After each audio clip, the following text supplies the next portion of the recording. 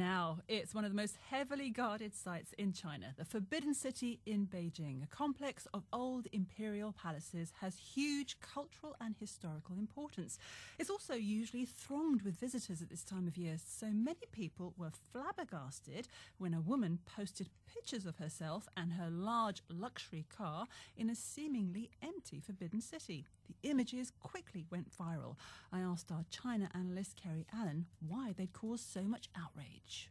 Well, because it's in the former imperial palace. So this was a protected area that was the residence of China's royalty going back centuries. It's a heavily guarded area. It's close to government buildings. It's close to Tiananmen Square, where we know the 1989 massacre happened. So there's heavy surveillance in this area, and a lot of questions about how a young woman could have taken her huge luxury car into the Forbidden City and taken photographs very much like you'd see in these kind of rich kids of Instagram style.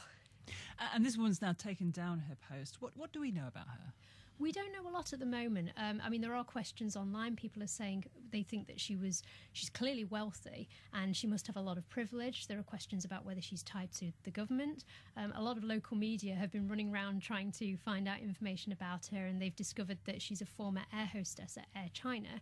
And media have spoken to Air China, who said, yeah, she left a number of years ago and her social media profile hasn't been updated. So that's no longer accurate of who she is now.